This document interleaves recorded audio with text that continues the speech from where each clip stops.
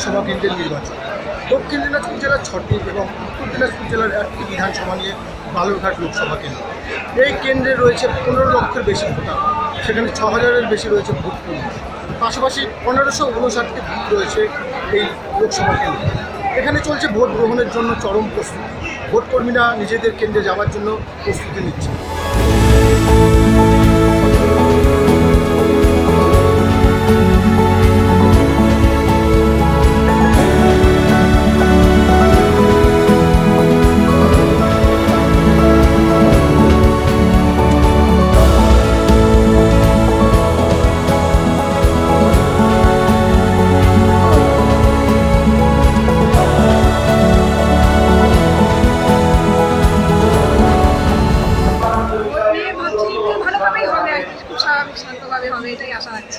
এর আগে ভোটগুলোতে আপনার কোনো অভিজ্ঞতা রয়েছে? না, এটাই ফার্স্ট টাইম।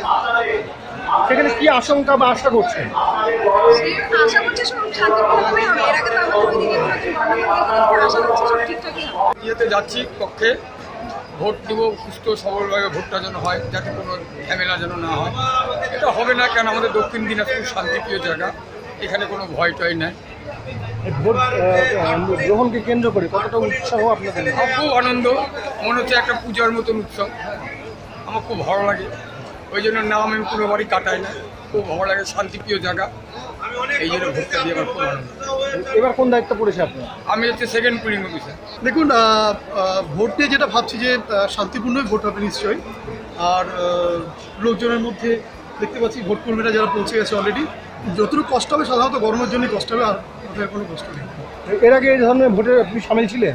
হ্যাঁ, সাধারণত চাকরি পর থেকে বেশিরভাগ ভোটগুলো আমি করেছি, পঞ্চায়েত, বিধানসভা, লোকসভা। তাতে কি অভিজ্ঞতা ছিল আপনার? তাতে অভিজ্ঞতা বলতে আপনার যখন আমরা ইয়েতে মানে আরসিতে জমা দিচ্ছি, তারপর ফেরাতে একটুখানি কষ্টকর হতো। কিন্তু এবার লাকিলি আমার ডিসিআরসি বালুরঘাটি পড়েছে, তাদের সুবিধা আমার বাড়ি বালুরঘাটি। মানে জমা দেওয়ার পরে অ্যাটলিস্ট যে গাড়ির মধ্যে গাদাগাদি করে ফেরা, সেটা এবার হবে না। এবার খুব আরামেই বাড়িতে ফিরতে পারবো। 3 দিক ঘেরা ভারত বাংলাদেশ সীমান্ত বালুরঘাট লোকসভা কেন্দ্রে। এখানে রয়েছে সীমান্তবর্তী এলাকায় 80টির ওপরে বুথ, পাশাপাশি একটি বুথ রয়েছে একেবারে কাঁটাতারের ওপারে। সেই সঙ্গে চলছে তীব্র দাবদাহ। সব কিছুকে উপেক্ষা করে এখন নির্বিঘ্নে ভোট গ্রহণ করাটাই বড় চ্যালেঞ্জ প্রশাসনের কাছে। দক্ষিণ দিনাজপুর জেলা থেকে ক্যামেরায় রতন দের সঙ্গে রাজা দাসের রিপোর্ট, সংবাদ প্রতিদিন।